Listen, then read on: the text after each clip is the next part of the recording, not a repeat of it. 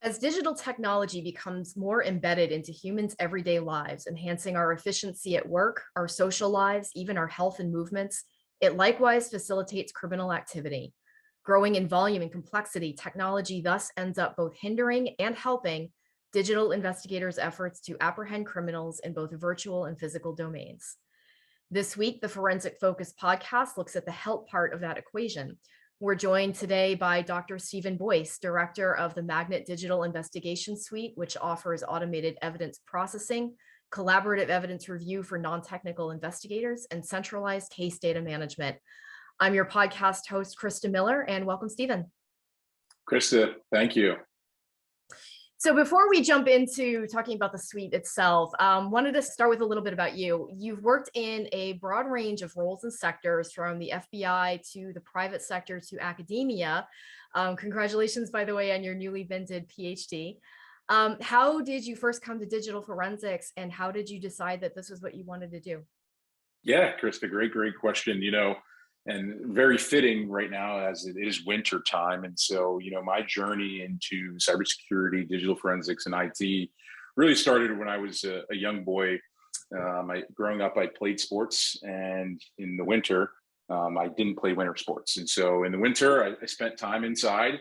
And then in the spring, I played baseball. And so that's what I did, growing up. I did some other winter activities, but for the most part, I'm a spring chicken, if you will. And so with that, during the winter months growing up, if I wasn't, at my local football game or doing some things, I'd be playing video games. And what had happened kind of early on in the days of online gaming is, I figured out that while I was playing with my friends, that something was nefarious was happening, and it wasn't, our internet connectivity at the time. And I'm like, hey, everyone, the bill's paid, everything's working. But I kept being kicked out of games and lagged off. And our internet kept going out. And I'm like, what's going on here? And so some, intellectual curiosity, and at the time, Axe Jeeves, I think, was around back then, and did some Ask Jeeving and figured out what was happening. I was experiencing a distributed denial of service attack. Oh. And so what folks were doing at the time, and again, were using UDP flooding to flood IP addresses of folks that were playing in the video game in order for them to level up. Microsoft had termed this host booting. And so that's really where I got my first experience in IT, cybersecurity, digital forensics, really understanding what was going on, what was happening, to figure out, okay, well, my home network was under attack by fellow gamers, and I needed to figure out a way to protect myself from that. And really, that's really where it came about, evolved. Obviously, first when it happened, I figured out what happening.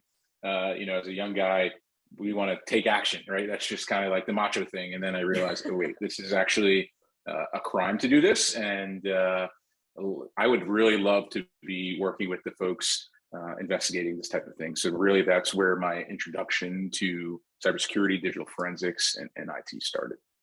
Very cool story. I actually just interviewed somebody not long ago that also got into DFIR through gaming. So yeah. So is it fair to say that your new role at Magnet bridges all of these experiences?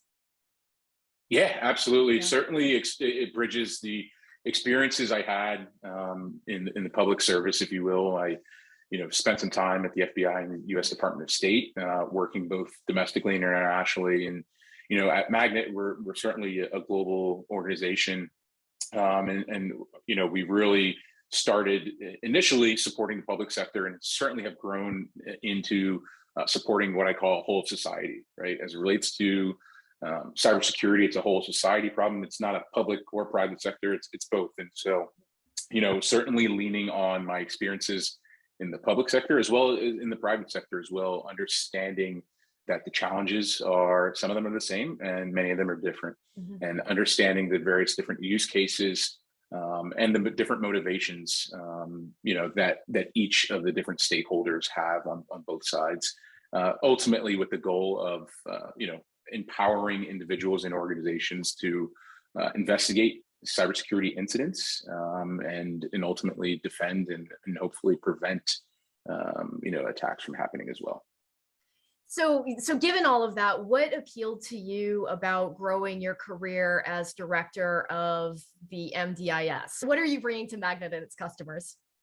Yeah, I'm certainly bringing that diverse, skill set, if you will, having been on both sides, really looking at, from what I would call the examiner lens is where I was for many years, saying, hey, what would have been great, or what would have been some solutions or tools that would have been great to have while I was an examiner in the government and while I was an examiner in the private sector. And furthermore, what are some things, as I had moved along in my career into management, what were some things that would have helped increase our return on investment, right? And certainly on the private sector side, it's a different conversation. And so really bringing that kind of boots on the ground experience to Magnet, as well as being able to innovate, right? Really be forward thinking in terms of the industry as a whole, where I see the industry going, and some other opportunities that we have as an organization in order to, meet the demands that the market is asking for. So we'll get to that in just another couple of questions here. For right now, do tell us a little bit more about MDIS and its integration of the 3 products that allow for case management, orchestration, and collaboration, all of which rely on the Axiom processing engine. What is the intended user group for the suite and/or the individual products? It sounds like it's a mix of law enforcement, incident responders, both. What size agencies? What kinds of cases? Give us a little more background on that. Yeah, the Magnet Digital Investigation Suite, MDIS, certainly a mouthful. I know folks are like, hey, what does MDIS stand for? We love our acronyms in the industry, right? And so there it is, MDIS. But yes, certainly MDIS includes Atlas, Automate, and Review. And I call it a more whole of agency, whole of organization approach, right?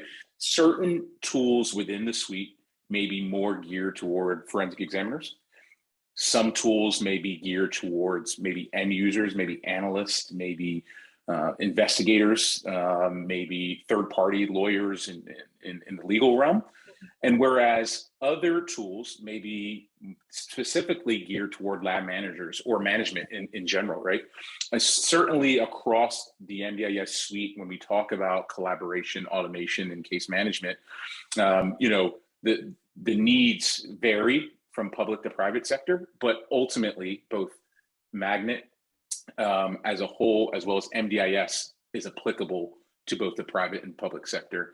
When you think about case management, being able, I think about it really from the end user, right? Because we focus a lot with digital forensics, certainly on empowering examiners. And that's one thing I appreciate that Magnet has done from the IAF days.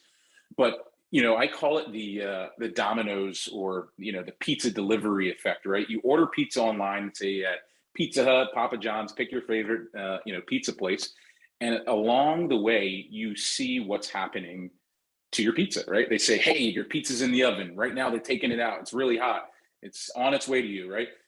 That type of deal for forensics, really, with Atlas, being able to have someone put in a forensic request. Okay. And understand, hey, where is my request, right? Like, oh, wait, it's with the malware team. They're doing some reverse engineering on it right now. Oh, it's with the mobile team. They're, doing some SQLite, magic, right? Being able to understand where your evidence is at any given time. I know from my time, in the FBI, a lot of, end agents, which were essentially my end users, my customers and consumers, they'd always want to know what's happening to their evidence, right?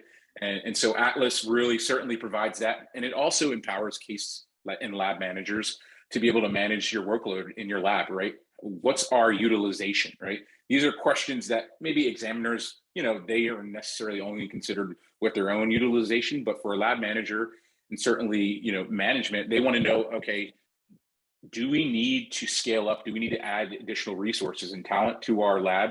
Is everybody like over or at capacity? Do we have opportunity to assign certain things to certain subject matter experts automatically, right? And so that's where some of the integration comes with things like Automate. But yeah, Atlas, from a case management standpoint, and really has that ability to do those things, and as well as integrate with existing corporate and organizational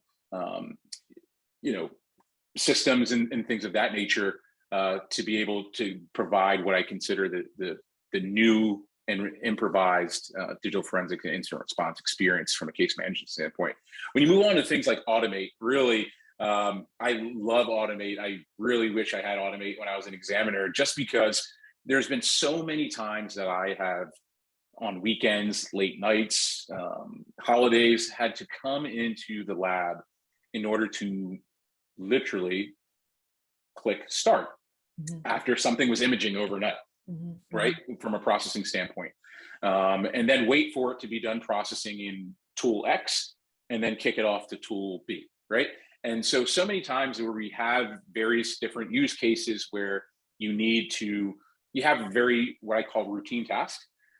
Being able to automate that is extremely helpful, as well as leveraging all the different hardware that you have available to you in your lab. And so certainly with the rise of the cloud, and just being able to leverage processing power of the cloud, being able to scale, hey, if I need to throw all that Microsoft or AWS has available, I can have that ability in things utilizing the cloud. Whereas on premise, you're limited to what it's in your lab, right? And so Automate really takes that kind of what I call the future of digital forensics in terms of automating routine tasks for examiners.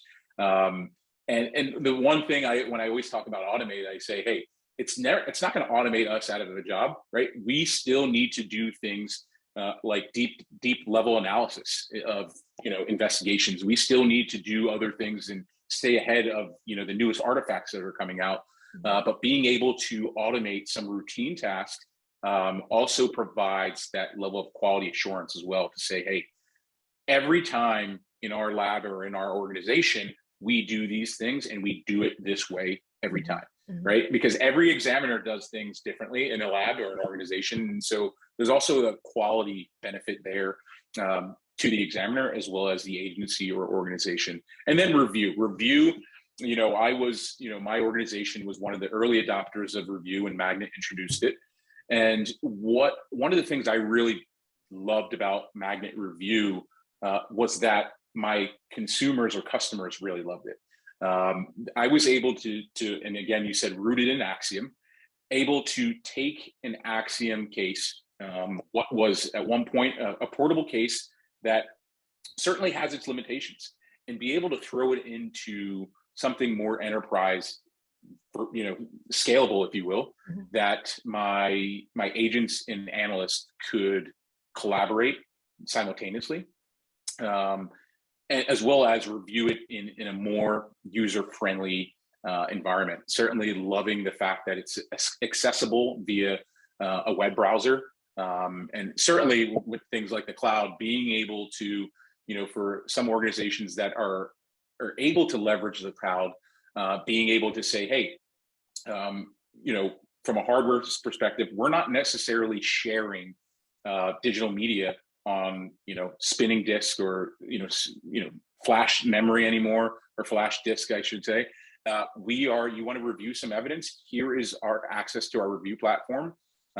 It limits a lot of things that could go wrong in transit, right? As we're very familiar with. And then again, having that integration amongst Atlas, Automate, and Review to be able to say, hey, this team, maybe if you're dealing with a taint situation, they've completed their review of all the digital evidence as a part of this investigation. Now let's bring in another team, or maybe, hey, now let's go back to Axiom and automatically, or automatically, as I like to say, create a report of all the great things that they've tagged in review, and then have that automatically emailed out to an end user, right? That's kind of the vision with things like MDIS, and that's really how I see the future of forensics in enabling examiners, enabling investigators and analysts to be able to keep up with the growing demands and backlogs that organizations have. Yeah. Yeah, I can't help thinking as you're talking about case management and remote review in terms of the pandemic, right? When so many labs shifted to home environments and just doing things a different way, and it really sounds like that this could help facilitate that sort of thing. Absolutely. So I wanted to key in. I mean, you talked a little bit about automate. I wanted to key in on that. I think most all of our listeners are familiar with automation specifically for child sexual abuse material processing. But I wanted to, I mean, you touched on quality assurance, and I wanted to find out on what other kinds of cases is automation valuable? How does it help to address not just the data volumes you mentioned, but also the complexity? Put another way, in what ways is modern data complex and complexifying, and how does automation help with that now and into the future? Yeah. So in terms of the case types, so, I think a lot of the listeners will be certainly familiar from a CSAM perspective, but it goes beyond CSAM, right? Certainly, when you think of, for my corporate folks, and really not corporate, right? Insiders, when it comes to disgruntled employees and insiders, they exist both in the public and private sector. And so listeners who are on the, in the public sector may very well be dealing with a, departed employee or potential insider. And automation can automatically, right? When you have, say you have someone who gives their 2-week notice, you can certainly have different playbooks for various different things. And so that's one of the beauties about automate. And so, certainly from the insider threat perspective, departed, disgruntled employee perspective, having those automated workflows to say, okay, an employee is either terminated or gave their 2-week notice. Let's grab all of these artifacts every time across our organization to ensure that, if it's on the government side, it may be trade secrets you're trying to ensure or protect, hasn't been taken, right? Or if it's in the private sector, you may be trying to look for intellectual property that may have went out the door, right?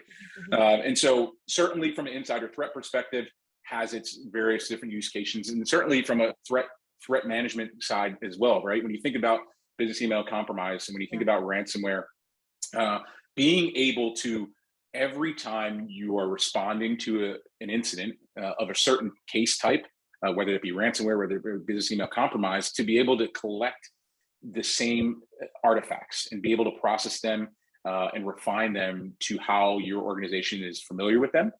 Because one of the things, as you mentioned with the logs and the data, there's a lot of data out there. There's a lot of logs.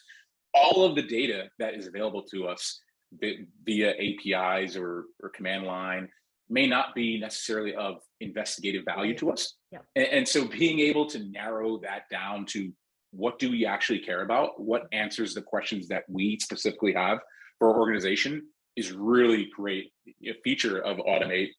And you mentioned the data volumes, right? The data volumes are certainly increasing. We have both structured and unstructured data. Certainly, I think definitely in the private side, a lot of organizations are utilizing things like data lakes. And so being able to say, hey, we have, and certainly from a privacy standpoint, right, I think there's going to be more increase for doing things and caring for how we handle data. And so being able to say, hey, from a storage perspective, this is of investigative value. We need to store this information for 75 years, right? That exists in certain places, especially when it comes to CSAM, and especially when you go across the pond, they need to hold, certain types of case type data for like 100 years, right? And you may have, typically maybe sitting on a spinning disk in your lab, but now you can leverage automation to be able to say, hey, let's ship this off for long-term storage. We may never need to look at it, but from a compliance standpoint, we need to do this. And so automation certainly helps with those data volumes from not even just a digital forensics standpoint, but a compliance, data governance standpoint as well. Right. Yeah, that actually is a good segue into my next question regarding storing digital evidence in the cloud. It seems as if it's definitely gaining more traction and acceptance, not just from that governance standpoint, but just also as a way to deal with those data volumes. Talk to us about more what that might look like, especially in terms of data security and chain of custody issues. Yeah, absolutely. I think the biggest hurdle, and I'll start with the public sector, certainly for my law enforcement friends listening today, was that having both, your cloud service providers be CGIS compliant, right? Being able to house this type of data, which was very important, especially for my state and locals that abide by these rules that come out of CGIS, and do a very good job at doing that, and they've come a long way.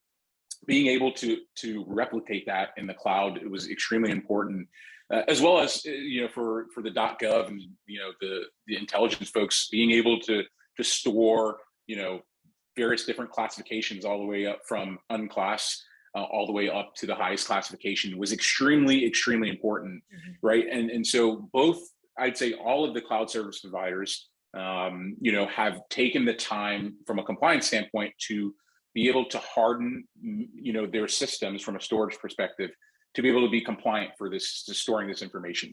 And from a access control and a chain of custody standpoint, one of the good things is the auditability of these systems in the cloud, and also from a disaster recovery standpoint, right? And so I when I talk to people about storing digital evidence in the cloud, I look at, hey, how are you storing digital evidence today, right? Typically on premise in some spinning disk that's probably been around for a long time, and it works, right? They have uninterruptible power supplies, but and really great things that make it available and make it confidential, make it stand up in court. However, there is a lot of things when it comes to scale. What happens when you run out of space, right?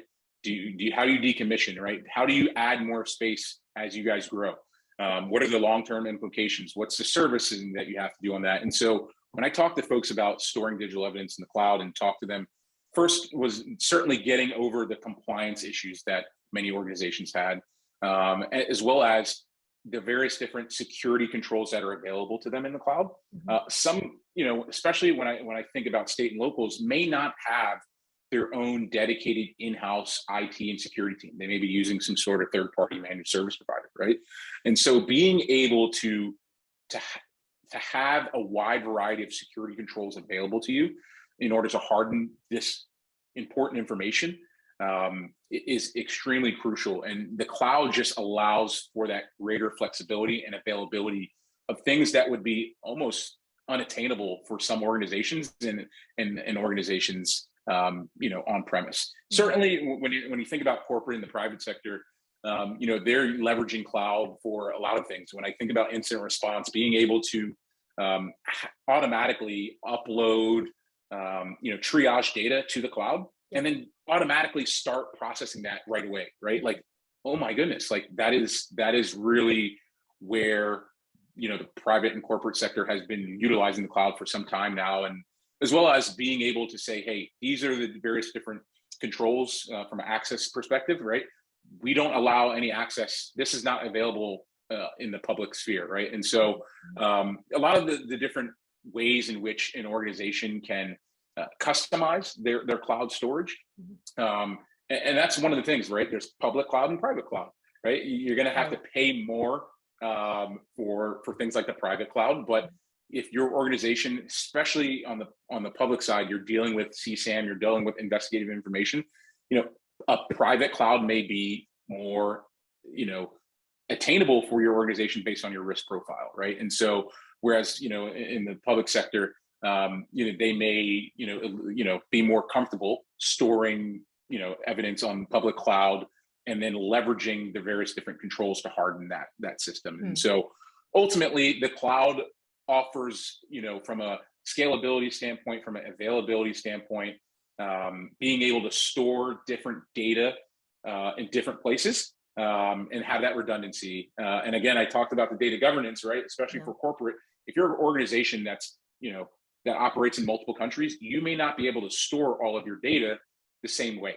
And so the cloud allows you to meet these different jurisdictional or country-specific requirements for storing digital evidence and assigning the various different due care to that evidence as well.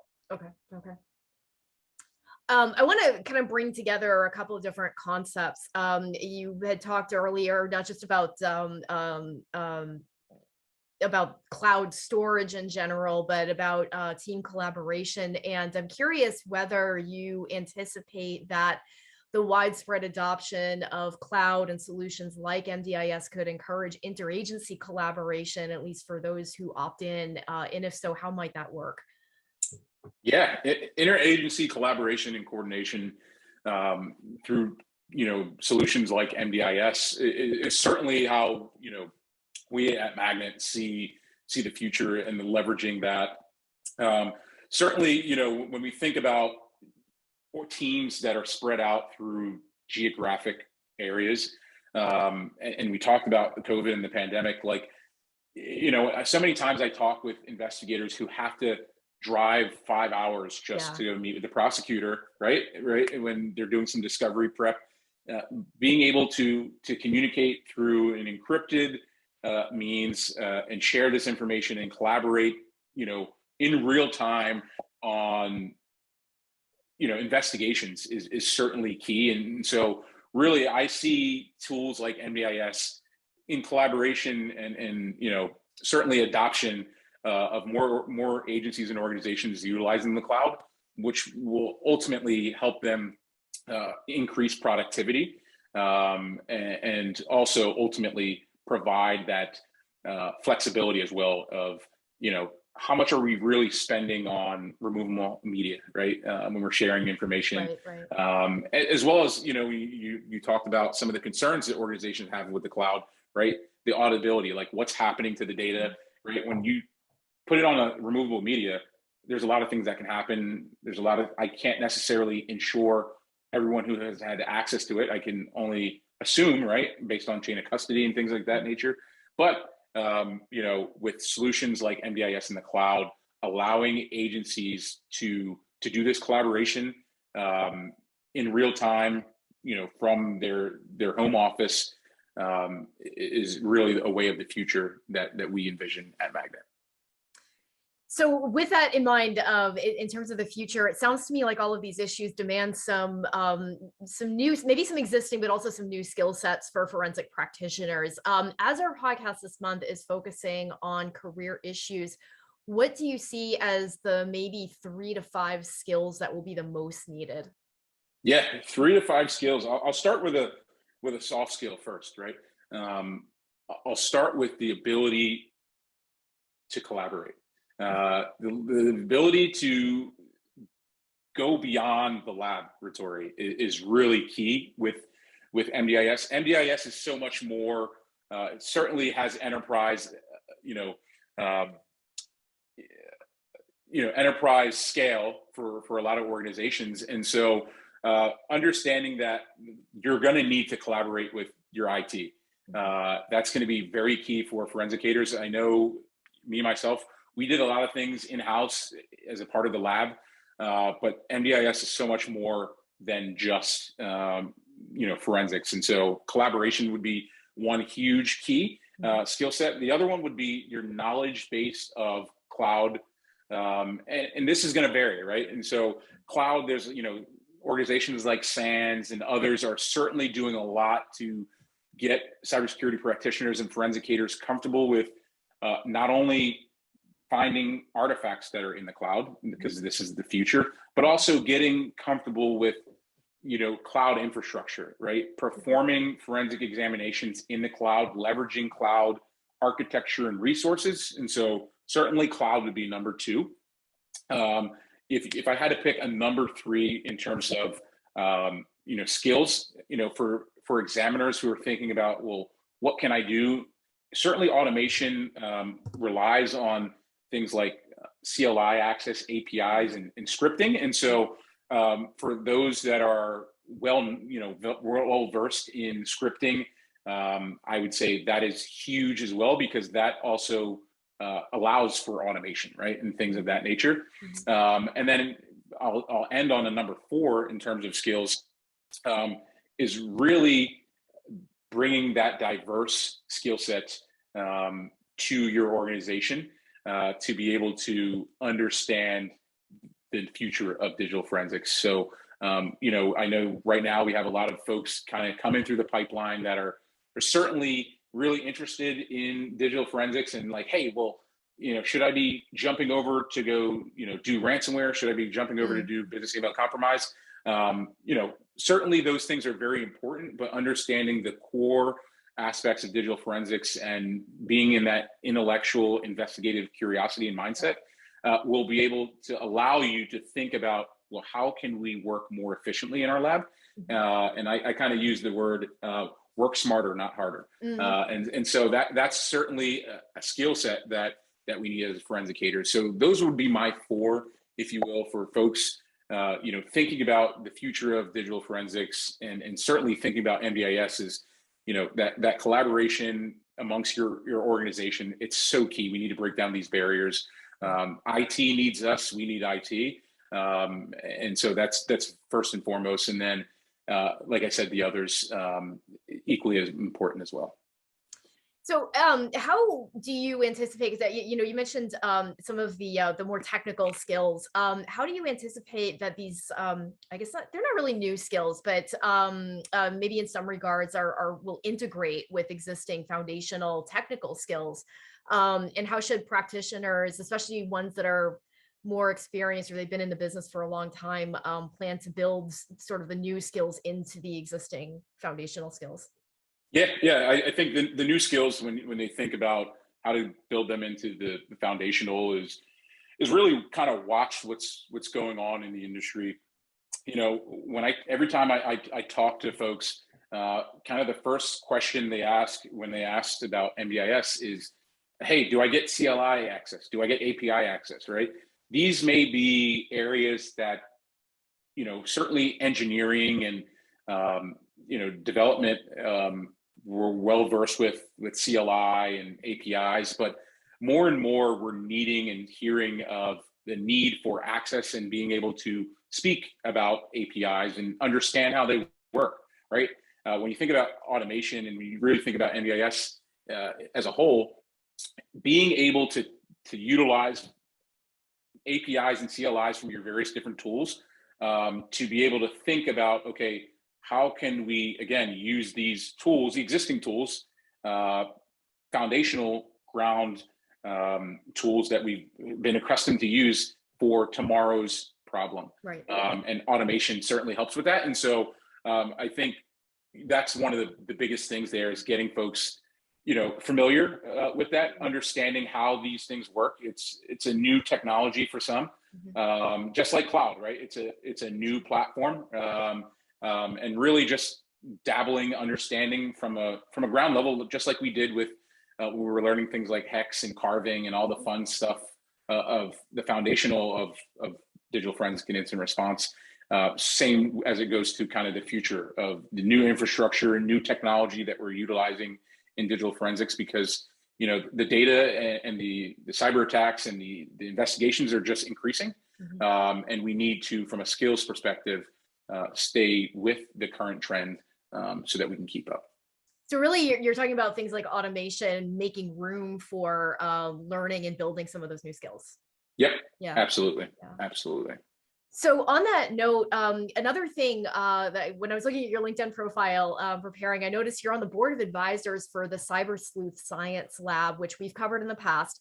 How are organizations like this addressing skills development, especially when the technology is evolving so rapidly, especially in terms of how they're helping to overcome privilege barriers in particular, access to technology and training and so on? Yeah, so, huge shout out to Daryl and the team at CyberSleuth. And, CyberSleuth, has given opportunities to underserved communities around the country in providing them with the access at a young age, really to say, hey, technology, this is how technology can be utilized for good, right? I think we're at the point now where it's safe to assume everyone's to a certain degree utilizing technology, but hey, how can you also use this technology to do good things, to get involved in your community as well? And so CyberSleuth really provides them with the access to what I consider longstanding gatekeeping of technology, expertise, knowledge, and access to whether it's industry leading practitioners and thought leaders, down to also technology as well, to get their hands on and get their exposure, so that they have a fair chance when they're in college, or maybe competing for a job after college, and really early on. That's one of the things that I appreciate with CyberSleuth, is that they have, certainly in the K through 12, given the opportunity to these underdeveloped groups, because we certainly need a more diverse population in the industry, and having them and giving them that opportunity to be able to join our industry and contribute, because we certainly could appreciate new ideas and Right. new faces as well. So yeah, no, it's all about the perspective, right? it is. Yeah, for sure. yeah. Well, Stephen, thank you again for joining us on the Forensic Focus podcast. It's a really fascinating discussion here. Thank you so much, Krista. Thanks also to our listeners. You'll be able to find this recording and transcription, along with more articles, information, and forums at www.forensicfocus.com. Stay safe and well.